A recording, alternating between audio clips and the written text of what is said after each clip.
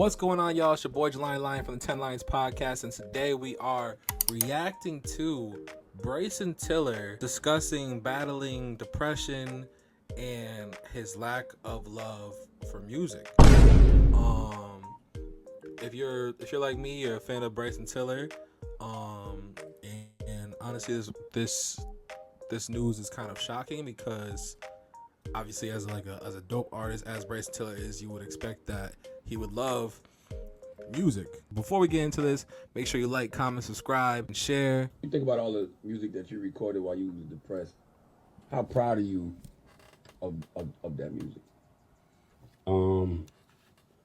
Not proud at all, actually. You said while I was depressed? When you look back on it in hindsight, all the music that you made during that era, the True to Self, all of that stuff. Don't get me wrong, I definitely still got some platinum songs out of it, which is great. You know, I just wasn't operating at 100%. There's a lot of stuff that I was just, but still worked it. But now I'm it's just different. All right, so I think he says here, like, from when to when he was depressed. Proud at all, actually. You said while I was depressed? When you look back on it in hindsight, all the music that you made during that era, the True to Self, all of that stuff. Don't get me wrong, I definitely still got some platinum songs out of it, which is great. You know, I just wasn't operating at 100%. There's a lot of stuff that I was just, but still worked it. But now I'm it's just different. Did you feel pressured to record back then? Like, did you feel like nobody's actually understanding what I'm going through? I don't have nobody to talk to about my depression. Y'all just want me to work. Yeah, I remember Khaled. You know the best song, if you go listen to it, it's a song that I did for Khaled's Major Key album. I told him before we did it, he was like, yo, I need a song. This is when I'm like super buzzing at the time. He's like, I need a song for the album, and I was just like, yo, I'm gonna be honest with you, Khaled. So yeah, there's more. I'm gonna play more, but first impression, he definitely sounds either depressed or like just, if he's not just reminiscing on his depression in the past, like he might not currently be depressed, but he definitely like sounds like he's reliving his depression just talking about it. So he definitely, but I feel like Bryson TILLER, as far as I know, has never been like a super upbeat animated guy in the first place. So maybe he's always dealt with depression or always dealt with stress. I know in part of the interview it says that he deals with anxiety. Hold on, you spilled your heart to Khaled and you said you got lawsuits, people threatening you in your hometown, and you depressed, and he said put it in the music. Something like that. He didn't really care. But that makes sense. That's what artists do. That don't make sense. That's not human. Put it in music is not always the best thing. Don't get me wrong, it works for sure. I hate when I'm going through some shit, but in that moment, he's no, and I'm not dissing Khaled. What do y'all think about that as far as hearing, as far as going through depression, having different things going on in your life, and like feeling like all types of overwhelmed? What do you think about that as advice being just put in the music, or put it into your craft, put it into your job, or you know what I mean? So it's like I've, as someone who has done music, I've gotten that in the past, or I've actually given that out as advice. So it's like hearing it back, it sounds a lot more inconsiderate, not compassionate than how I'm used to hearing it. Like I feel like I know where DJ Khaled was coming from when he gave Bryson that advice of just put it into the music, but you never know what someone's going through. Like, so, like, say with acting, like someone could be going through like Matthew Perry or Robin Williams or different people who what's his name, Angus Cloud.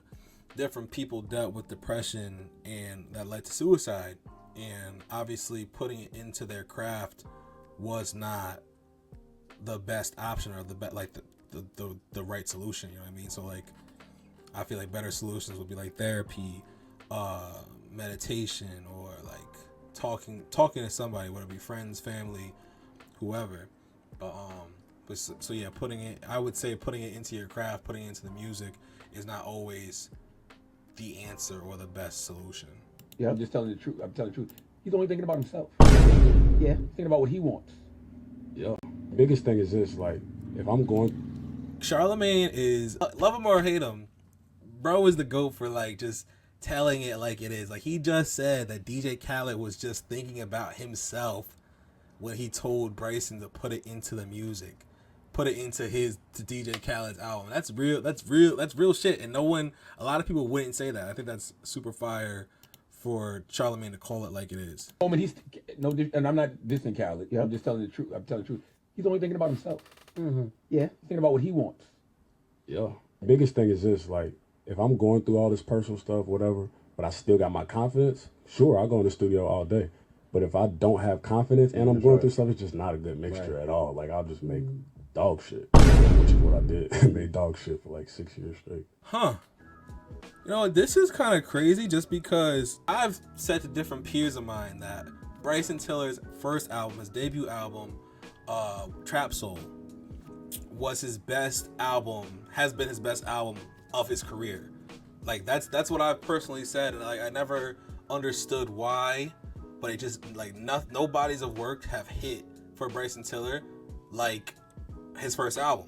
And he just went on to say that for 6 years that he's been in the game, he's created dog shit or whatever. Not even saying that I'm sure that he doesn't feel that about all of every single song that he's created, but he knows when it's not hitting at the highest magnitude. Dog shit, you know, which is what I did. I made dog shit. Don't have confidence and I'm going through stuff, it's just not a good mixture at all. Like, I'll just make dog shit, you know, which is what I did. I made dog shit for like 6 years straight. Yeah, I think that's crazy. It's just it's crazy just the honesty that's coming from this like little clip, this little interview and whatnot. It's like he's being so transparent, so honest, and so vulnerable, even saying that, because most artists won't look at themselves to say that they're making dog shit or their music isn't hitting the same or they missed a beat or they fell off or whatever. So the fact that he's taking accountability for his music and his mental health and whatnot is like super like dope in my opinion. Do you still care about music, Bryson? No.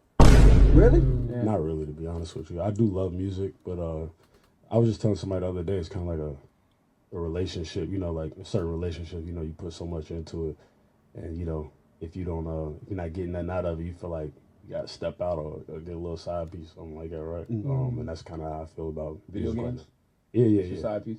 Yeah. I've been designing my own game for about I've been designing my own game for about 3 years now. So yeah, Bryson Tiller to me sounds like Bryson Tiller is about to make his exit with music. That's just what it sounds like. He sounds like he just said that he doesn't love music anymore.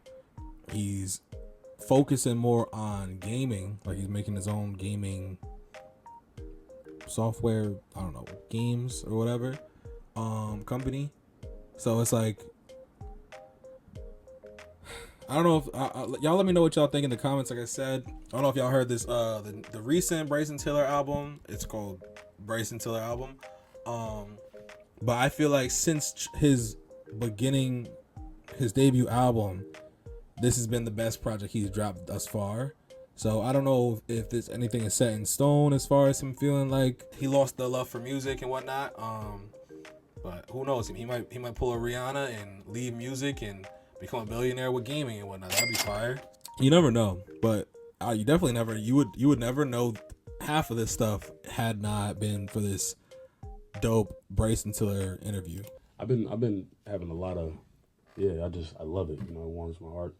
Every time I work on it, I'm super happy. It's just a great thing for me. You know, a few weeks ago, Nala Simone, she's a DJ up here, and she was playing one of your records, and she was like, "Yo, you had an album out." And I was like, "He got an album?" And that's what made me ask, does Bryson even care? Because it seems like it wasn't any effort to promote the album. I don't feel like it was no real marketing behind it.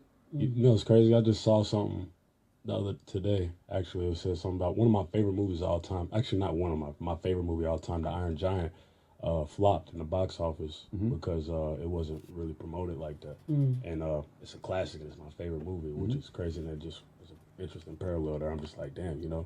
I probably should promote my shit more, you know? Maybe a little bit. Yeah. So yeah, that is the end of the interview. Y'all let me know what y'all think as far as Bryson Tiller, what y'all thought about the what you think about Bryson Tiller talking about his depression, and what y'all think about him talking about his lack of love for music and whatnot?